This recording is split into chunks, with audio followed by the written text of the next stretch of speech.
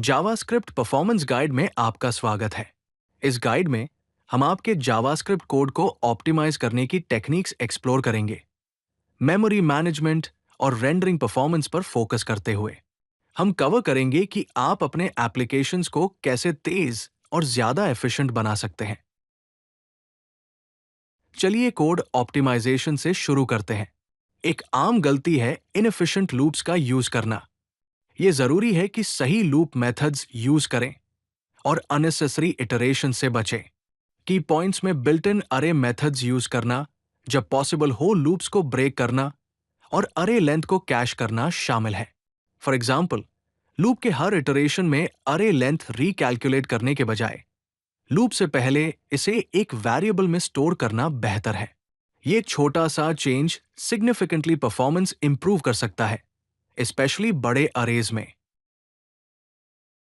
अब memory management देखते हैं, स्पेसिफिकली इवेंट लिसनर्स के साथ।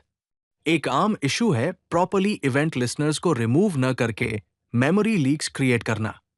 जब एक इवेंट लिसनर एक ऐसे एलिमेंट से अटैच होता है जो बाद में दाम से रिमूव कर दिया जाता है, लिसनर फिर भी मेमोरी में एग्जिस्ट करता है और कॉलबैक फंक्शन को रन करता रहेगा, जिससे मेमोरी लीक होगी।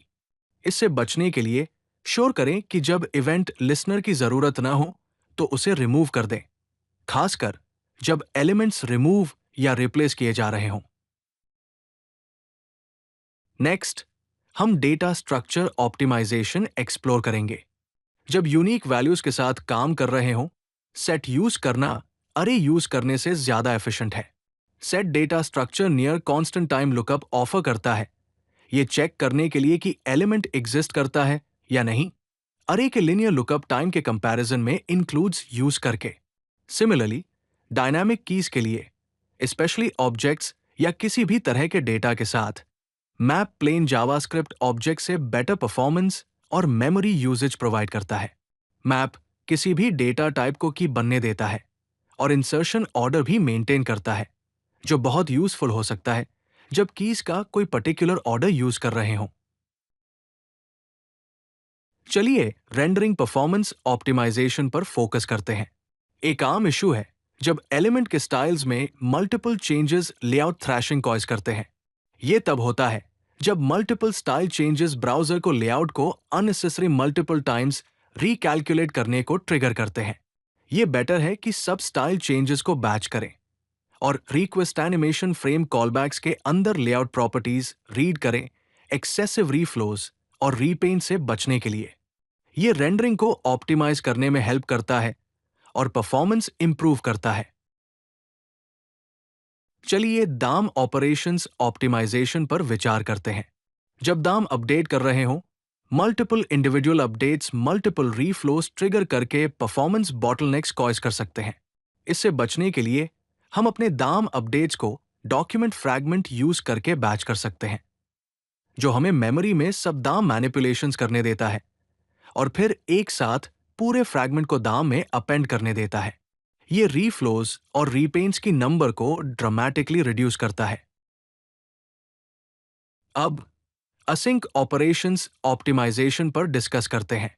एक आम गलती है मल्टीपल एपीआई कॉल्स एक के बाद एक करना, जिससे सिक्वेंशियल एग्जीक्यूशन होती है, जहां अगला एपीआई कॉल तभी होता है जब पिछला वाला कंप्लीट हो जाता है।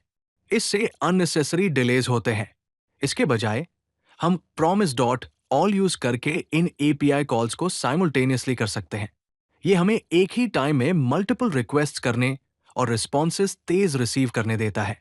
एडिशनली, जब रिसोर्सेज लोड कर रहे हों, ये बेटर है कि डेफर या असिंक एट्रीब्यूट यूज करें जब HTML में जावास्क्रिप्ट फाइल इंक्लूड कर रहे हों, और डायनामिक इंपोर्ट्स यूज करें जहां एप्लीकेबल हो।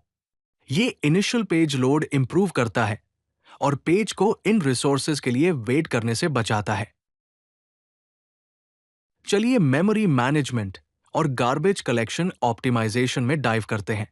मेमोरी लीक्स तब हो सकते हैं जब क्लोजर्स उन वेरिएबल्स को रिटेन करते हैं जिनकी अब जरूरत नहीं है, जिससे मेमोरी यूसेज इंडेफिनेटली इंक्रीज हो जाता है।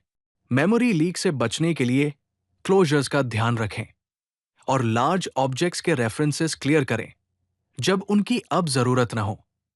इससे गार्बेज कलेक्ट उस मेमोरी को फ्री कर सकता है, जो परफॉर्मेंस इंप्रूव करता है और एप्लीकेशन के ओवरऑल मेमोरी यूजेज को रिड्यूस करता है। चलिए कैशिंग और मेमोजेशन टेक्निक्स एक्सप्लोर करते हैं। जब एक्सपेंसिव फंक्शन कॉल से डील कर रहे हो, मेमोजेशन बहुत इफेक्टिव हो सकता है। मेमोजेशन में स्पेसिफिक इनपुट्स के साथ फंक्शन कॉल्स के रिजल्ट्स को स्टोर करना शामिल है, ताकि नेक्स्ट टाइम जब फंक्शन सेम इनपुट के साथ कॉल हो तो स्टोर्ड रिजल्ट रिटर्न किया जा सके रिकम्प्यूट करने के बजाय। इससे सीपीयू हैवी ऑपरेशंस के लिए मैसिव परफॉर्मेंस गेन्स हो सकते हैं। फर्दरमोर, रिसेंटली यूज्ड डेटा को कैश करने से भी परफॉर्मेंस इंप्रूव हो सकती है। फ्रीक्वेंटली एक्सेस्ड डेटा के लिए रिट्रीवल टाइम्स ऑप्टिमाइज करने के लिए LRU कैश जैसा कैश इंप्लीमेंट करें। फाइनली, चलिए जावास्क्रिप्ट परफॉर्मेंस के लिए बेस्ट प्रैक्टिसेस रिकैप करते हैं।